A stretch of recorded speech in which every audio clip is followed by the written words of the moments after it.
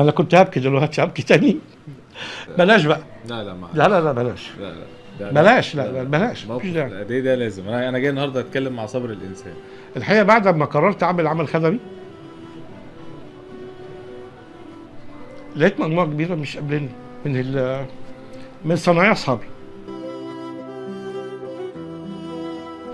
يعني في مجموعه من الورش المفروض ان هم جيراني، يعني او في صناعتي او غير صناعتي، مش قابلين الموضوع ده. بعد فتره من الموقف بتاع الراجل ده، انت لسه فاكره، جالي الزبون ده اللي هو صنايعي، الراجل اللي هو بعت له رساله يدعي عليه، وخلاص انا مش عايز حاجه، يعني مش هقول لها بقى كام وبتاع. خدت المروحه ومشيت. خدت المروحه ومشيت. بعد يومين جت ايه، بص يا عم صابر الترس انت ركبته. كان معايا زبائن تاني، يعني انت اجبرتني ان اقول. جه حد من الصناعيه عنده ورشه، بعت لي رساله مكتوب فيها ربنا منك، يعني ربنا بيدعي عليك. هو معتقد ان انا خدت رزقه. الرزق مش عندي يا ابني، الرزق مش عندي انا. الحاجه الثانيه يا عم صابر، انا اللي انا استشفيته من كلامك ان انت يعني مسيحي، صح؟ وان انت تسال واحده جايه لك في المحل عن حاجه تخص الديانه بتاعتها وتجبر خاطرها فيما يخص دينها. انا اسمي صابر بنيوتي، وهو دوت اسم شهرتي، لكن انا اسمي الحقيقي صابر عطيه منير. طب بنيوتي ده يعني هنجيب القصه. بنيوتي دوت هو الخواجه، يوناني. هو صاحب الورشه دي او كان صاحب الورشه، وهو اللي علمني الحرفه، علمني الصنعه، علمني طولة البال، علمني المعامله مع الناس، علمني الحكمه، علمني شويه حاجات كده انا ما كنتش عارف ان انا بتعلمها. يعني الورشه دي اساسا صاحبها كان خواجه يوناني. اسمه بنيوتي. وانت طب ليه ما فكرش مثلا تقول ده انا اتعلمت الصنعه دي لوحدي؟ يعني دي برضه رساله ثانيه ان انت عندك وفاء للراجل اللي انت اتعلمت منه. هو اصلا كان معلمني الوفاء والولاء، يعني انا لازم اكون اقل تقدير، لان هو كان لما توفى كان ساب وصيه، دي حقيقه.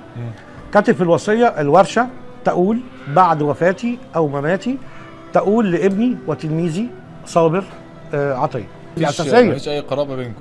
لا لا لا لا ما عرفنيش. بس عشان انت كنت طالب عنده انا كنت بتعلم عنده وانا صغير، وهو اللي كان بيدفع لي مصاريف المدرسه، كان بيدفع لي مصاريف الثانوي. دخلت معهد على حسابه، وهو اللي شجعني ان اخش كليه. انا خريج زراعه القاهره. سنه كام؟ كان سنه 94. وبعدين انا اتعلمت حاجات كتير منه. طب هو يعني الفتره اللي انت ضربتها فيه معاه، كان هو برضو بيجيب ناس يدربها معاه كده تطوع ما بياخدش منه، وانت حبيت تكمل الرساله دي، ولا انت قلت ازود شويه طالما هو عمل معايا كده فانا ارد؟ بص، هو السؤال ده سؤال مهم جدا. هو فعلا كان بيعمل، او احنا بنعمله ده اسمه عمل خدمي. هو كان بيعمل العمل الخدمي ده بس بطريقه ثانيه. الطريقه الثانيه كانت ايه؟ لو حد محتاج حاجه بيساعده. انا طورت العمل الخدمي بس انا ورثت منه. يعني انا عمل خدمي ده ايه الحاجه اللي انا اقدر اديها او اقدر اساعد بيها، مش نفسي، اساعد بيها بلدي، اساعد بيها منطقتي، اساعد بيها ورشتي، واساعد بيها اهل حتتي او المجتمع، يعني بمعنى اصح. الحاجه دي اللي انا اقدر اديها مش فلوس. يعني ما عنديش فلوس ولا عندي سكن لحد ولا معونه، لكن عندي خبره، عندي معلومه اقدر اساعد بيها بعض الشباب. بالفعل انا كنت ماشي بالعربيه او كنت في اثناء تحركاتي كنت بلاقي بعض الكافيهات، وكترت قوي الكافيهات عندنا في القاهره كتير قوي. دي رساله، خلي بالك. يعني كتر الكافيهات ده دي رساله ان في ناس كتير بقتش تشتغل وتقعد على القهوه. وكمان الشغلانه الثانيه عارفها هي ايه موجوده، اللي هي الايه، التوك توك. التوك توك. فكنت بلاقي ناس كتير قاعده على صدقني الموضوع ده حقيقي بجد. كنت بلاقي شباب صغير في السن، يعني 18 و20 سنه، وشباب دي قوه وباور هو اللي بتعتمد عليها بلدنا. وانا رايح الاقي ناس قاعده بتلعب طاوله، وانا راجع الاقي نفس القعده موجوده. بالليل وانا مروح بلاقي نفس القعده، ربما اختلف اماكنهم، بدل اللي كان يمين قاعد في الشمال والشمال قاعد في اليمين. طيب ايه اللي انا اقدر اعمل؟ عملت ندوات على بعض الكافيهات مع اصحابي. يعني انت رحت اتكلمت معاهم؟ رحت. يا جماعه ما صابر، ايه اللي انت بتستفيده؟ يعني عايز افهم ايه اللي انت بتستفيده من انت تعمل حاجه زي كده؟ انت بتضيع وقت ومجهود وطاقه. بص، اول حاجه خلينا نكون مع بعض، انا ما باخدش حاجه من جيبي. يعني انت زي ما انت جيت على غفله بما يرضي الله، انت جيت على غفله بما يرضي الله. لقيت في ناس شغاله، مش انا متعمد ان انا لما بمسكهم شغل. لما انا ربنا بيكرمني او بيرزقني بمكنسه بشتغل فيها، المكنسه دي فيها موتور زي المكنسه اللي فاتت، فيها موتور بايظ، بفك الموتور وبحط موتور تاني مكانه، ده شغلي وعلاقه بيني وبين الزبون. اللي انا بعمله مع المتدرب بسمح للمتدرب ان هو يكون واقف وشايفني وانا ايه بفك وانا بركب وانا بقاول وانا بقفل وانا بسلم للعميل، كل دوت شغل. يعني انا فتحت له يعني ازاي تعمل. هو شايف عن قرب دلوقتي انت بتصلح خلاص. شافها مره، شافها اتنين، انتهى الكلام. مفيش اي ما بتتقاضاش منه حاجه. مفيش الكلام ده. الموضوع مش مرتبط باي اعمار. نو مفيش الكلام ده. بيجي لنا شباب من يعني بسم الله ما شاء الله من 14 سنه لغايه مجموعات كبيره بتوصل سنها هتصدق 70 سنه. يعني عندنا شباب بيجي طب مين اكتر حد بيتدرب هنا معانا في السن دلوقتي في ناس يمكن في الستينات تقريبا، في عندنا مجموعه في الستينات. هنخلي حد برضو يتكلم معاك اذا حبيت. طب انا نصيحه للسيدات اللي هم ربات البيوت اللي بيشوفونا، ازاي مثلا دي مكنسه كهربائيه تحافظ عليها ازاي عشان عمر الموتور بتاعها يطول وتشتغل معاها كويس مثلا؟ دي حاجه قدامنا. طبعا حاجه بسيطه، اول باول الكيس بيتنضف. ما نشدش المكنسه، ما تعملش معاها برجلينا. نركب الخرطوم او مدخل الخرطوم بشياكه، مش كله عافيه. في فلتر ورا الكيس، يعني النظافه اول باول في المكنسه هي دي اللي بتحافظ على المكنسه. هو صابر وناس كده اتعلمت. متكلم يعني ما شاء الله متكلم. المفروض ما يشتغلش، المفروض يشتغل مذيع. انا مش جاي اعرف الحاجات هنا، انا جبتك هنا بعيد عن الناس عشان سؤال صغير. ايه اكتر موقف حصل معاك هنا من زبون اثر فيك نفسيا وما تنساهوش؟ موقف سواء وحش او حلو، يعني موقف انت اتاثرت فيه، بل انت ممكن كمان الموقف ده كان ممكن يخليك تبكي او تتضايق. اقول بصراحه جت زبونه وكان معها شبشب بايظ. الشبشب ده عشان يتصلح بيتصلح ب 20 جنيه. يعني وانا بصلح الشبشب اكتشفت ان هي يعني غير قادره على الدفع. وكان معاها بنت صغيره، حتى البنت شكلها يعني مش هيقدروا يدفعوا 20 جنيه، معهمش 20 جنيه. قلت لها يا ستي النهارده انت كسبتي، هنقول لك سؤال، اذا انت جاوبتيه هتكسبي وتاخدي النهارده اليوم ببلاش، الاصلاح ببلاش. قالت لي ماشي يا عم صبر، ماشي الله يخليك. قلت لها قولي لي اركان الاسلام الخمسه. هم 5، لو جاوبتي 3 منهم بس هتكسبي. طبعا الحقيقه ما جاوبتش 3، هي جاوبت 2 بس. قلت لها انت كسبتي. انت دلوقتي ما هي دخلت عليك واتكلمت معاك، انت ما تعرفش حالتها الماديه، بس انت شفت الوضع بيقول ان هي ما معاش فلوس وهي ما قالتلكش انا معيش. الحاجه الثانيه يا عم صابر، انا اللي انا استشفيته من كلامك ان انت يعني مسيحي صح؟ وان انت تسال واحده جايه لك في المحل عن حاجه تخص الديانه بتاعتها وتجبر خاطرها فيما يخص دينها، دي حاجه جميله جدا. اول حاجه انا بحس الست ان هي متعففه ان شاء الله. والتعفف او المتعففين هم ابدا بالمحبه يعني. صحيح. حته ان انا مسيحي، بص المحبه والكرم والاخلاق قلت لي في الاصح لا ترتبط بالديانه. بديانه. صحيح. الناس اللي هم بيتدربوا عندنا، انا بتكلم ان انت يعني ليه ما سالتهاش سؤال رياضي؟ ليه ما سالتهاش سؤال يعني انا عايزها تكسب. انا اقصد اقول يعني انت سالتها حاجه في صميم دينها اللي هي الاساسيات بتاعتها عشان تسهل عليها. طبعا. يعني انا عايزها يعني بص هقول لك ايه. قول لي كان رد فعلها ايه بقى؟ هي كانت فرحانه.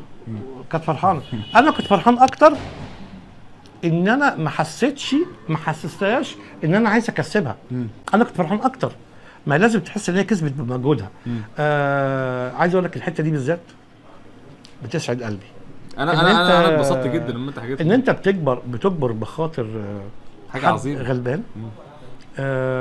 في ايه على في مخي بس عايز اقولها، اللي هي بتقول ايه؟ ولا يسالون الناس الحافا. وفي يحسبهم الجاهل اغنياء من التعفف.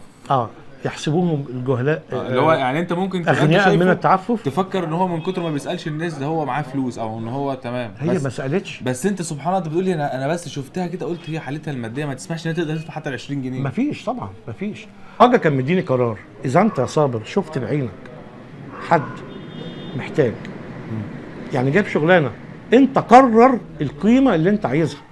يعني ما ترتبطش. صح. اللي هو انا شايف اللي قدامي ده هيقدر يدفع كام.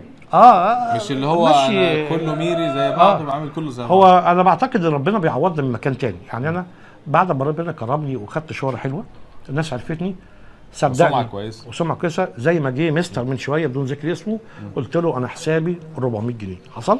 الراجل دفع كام؟ 400 جنيه. صحيح. ما صرش ان هو يجادل ولا يفاصل. اعتبروا العشور اللي بتطلع دي طالعه بمحبه في مكان تاني، وايه؟ ومن سكات، من غير ما احنا خد يا ست اهو خلاص عملت لك ب 20 جنيه لا لا لا لا لا لا لا لا لا لا لا لا. في مره تانية تمام جات لي واحده مروحه هي وجوزها، هم شكلهم غلابه قوي يعني، وشال المروحه على كتفها وجايه بيها. فيها ترس، الترس ده اللي بيخلي المروحه تلف يمين وشمال. صحيح. المروحه دي كان اسمها ناشونال، والناشونال ملوش قطع غيار، وانا ما عنديش تروس ليها. قعدت ادور على ترس عندي لغايه لما لقيت ترس المستعمل. رحت بركبه لها، قلت لها خلاص ابقى لما اشوف جوزك ايه، لما يجي لي جوزك تاني بحاسبه. هو كان ماشي قبليه راح الشغل وخلاص، انا مش عايز حاجه يعني، مش هقول لها بقى كام وبتاع. خدت المروحه ومشيت. خدت المروحه ومشيت. بعد يومين جت ايه، بص يا عم صابر الترس انت ركبته. كان معايا زبائن تاني. انا بقى مش هينفع اقول لها ايه، ما ركبته لك ببلاش. انا لا لا لا. قلت لها طب حاضر اصبري طولي بالك. حاضر حاضر. فلازم انت تكون اذا قررت تعمل عمل خدمي الانسانيه صح. لازم تكون الانسانيه قبل كل شيء. ما انا كنت هبكي دلوقتي هبكي تاني. بلاش بقى. لا لا لا لا لا بلاش. لا لا بلاش. لا بلاش. مفيش داعي. ده لازم. انا جاي النهارده اتكلم مع صبر الانسان. الحقيقه بعد ما قررت اعمل عمل خدمي لقيت مجموعه كبيره مش قابليني من صنايع اصحابي. يعني في مجموعه من الورش المفروض ان هم جيراني يعني، او في صناعتي او غير صناعتي. مش قابلين الموضوع دوت. يعني ساعات بيجي لي عربيات راكنه ومدام مش عارف مين وبتاع، فالمفروض انت تفرح لفرح. جه ناس يعني انت اجبرتني ان اقول. جه حد من الصناعيه عنده ورشه، بعت لي رساله مكتوب فيها ربنا منك، يعني ربنا بيدعي عليك. هو معتقد ان انا خدت رزقه. الرزق مش عندي يا ابني، الرزق مش عندي انا، الرزق ده عند ربنا. فبقول له ليه، انا عملت لك ايه؟ قال لي احنا عندنا صناعيه وبتاخد فلوس. طب انا عندي صناعيه بتاخد خشب؟ قلت له انا بعمل اللي عليا والباقي لربنا، وبعدين ربنا موجود. لغايه كده القصه دارت، بس انا زعلت، نفسي تعبت.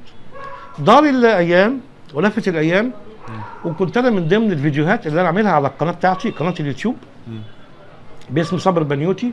كنت عامل فيديو على موتور اسمه موتور دي سي. بعد فتره من الموقف بتاع الراجل ده، انت لسه فاكره، جالي الزبون ده اللي هو صنايعي، الراجل اللي هو بعت له رساله يدعي عليه. وراح وكان معاه زبون تاني بعربيه، معاه زبون، يعني هو صنايعي اللي جالي ومعاه زبون. هو ما عرفش يعمل له الموتور، فالزبون هو والزبون جم عشان يحتكموا ليا ان عم صبري خلص. اول ما جالي هو خصم ليك، ده انت المفروض جات لك فرصه تنتقم. الله يفتح عليك. خلاص جات لي فكرتين. اول حاجه زي ما انت قلت انتقم. الحاجه الثانيه ادي له درس في المحبه. تعتقد عملت ايه؟ عفيت يعني اكيد، يعني بالاخلاق بتاعتك اكيد عفيت وكنت فرحان. ما يعني عايز اقول لك ايه، تكون مسامح او تعطي المعطي المسرور. فانا يعني كنت اعطيت وكنت مسرور، عفيت وانا درس كبير قوي. فكنت فرحان قوي ان انا قدرت اسمها ايه، والقازمين الغيظ. يعني انا كنت كاظم الحمد لله. يعني عم صابر بيتكلم بالايات. انا عايزك اخر حاجه تقولها لكل واحد يعني كسر مقاديفك وقال لك كلام سلبي، وكل واحد كان بيحبطك، وكل واحد كان بيقول لك لا وبعد رساله. بص يا استاذ محمد، في الورشه عندنا بنتعامل مع ناس كتير قوي، جيران واصحاب وزباين والاسره بتاعتنا وناس كتير قوي. اي شخص هو مصدر طاقه سلبيه وسلبي ما بعرفوش، ده حقيقي. يعني انا كلمه الطاقات السلبيه دي ما بتاكلش معايا. انا شغلي قصاد عيني. حد اتكلم عليا، حد قال مش عارف مين، ده صابر بيودي، ده صابر بيجيب، ده بيعلم الناس، ده فاتحها تكيه. لا، ما بتاكلش معايا. شغلي ومعاملتي مع ربنا، هو ده هدفي في الحياه. الموقف اللي هو لما بفتكره بزعل، هو وفاه ابويا الروحي او معلمي الروحي اللي هو الخواجه بنيوتي، اللي هو علمني واداني ثقافه، اداني علم، اداني ذوق بتحبه جدا. اما كلمه بحبه دي انا بقولها كذا مره، مش بحبه، ده كان في بيننا وبين بعض عشق اخلاق. الراجل ده علمني مش الصنعه والكهرباء، علمني المحبه، وعلمني طولة البال، علمني التامل، علمني الصفاء، علمني رد الجميل، علمني كل المعاني الطيبه. كان اسمه ايه هو؟ بنيوتي. بنيوتي ايه؟ بنيوتي باسيوروكس. ده اللي هو دلوقتي المصريين بيقول لك عليه اللي هو ايه، يقول لك ده حتى الخواجه ما يعرفش يصلحها. بالظبط. ده كان الخواجه اللي هو كانت اي حاجه ما تقفش تحت ايده. مفيش كلام ده طبعا. خواجه يعني ده انجليزي، فرنساوي، ايطالي، الماني، يوناني، راشن، كل اللغات. وكان الميزه كمان كان فيه ايه؟ كان متواضع جدا. وانا اللي انا شفته منك ان انت تقريبا شربت ده. بحب كده وبلاقي سعادتي في كده. نعمل اختبار يعني ولا ايه؟ لا رسالة بقى أخيرة كده تقولها للشباب اللي اتفرجوا علينا والرجال الكبار في السن والأمهات وكل حاجة، في أي يعني أنت رسالة هتطلعها من القلب في 20 ثانية تقول لهم إيه؟ الحقيقة لما أنا عملت فيديوهاتي على اليوتيوب، الرسالة بتاعتي هو تعليم الشباب.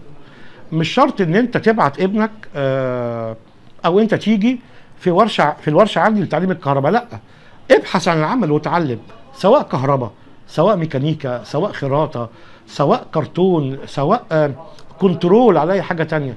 التعليم الحرفي كتير. قعاد القهوة ما بحبوش، ممكن قعاد القهوة ده يكون لسني أنا. بس يعني التعليم حتى لما احنا بنكبر احنا ما زلنا بنتعلم. هي دي رسالتي. أنا صبرا احنا بنشكرك جدا، شرفتنا والله. اشكرك. انا شرف لي ان اطلع معاك ويعني كنت حابب ان انا اطول اكتر من كده. انت عندك قصص عايز تحكيها، بس انا شايف ان المكان عشان الزباين اللي بره والمتدربين كمان. ربنا يخليك. فلنا ان شاء الله اكيد تعاون مره انت شرفتني يا استاذ محمد. ربنا يعزك، وبصراحه تستحق الزياره، ومش هنسى القصه اللي انت حكيتها والله. يعني ربنا يخليك. قصتين يستحيل يبعدوا عن ذاكره الواحد. حوالي 30-35 عشان ما بستمرش كتير هنا. يعني لحد النهارده انت مصر ان انت تتعلم صنعه؟ ايوه بتعلم صنعه وصلت لحد فين في الشغلانه دي دلوقتي؟ اي حاجه نعملها. اي حاجه ما شاء الله. انت دلوقتي شغال في دفايه صح؟ دفايه. ايه اللعب اللي فيها بقى؟ اللعب اللي فيها الزرار دوت بيعلق، والمفاتيح.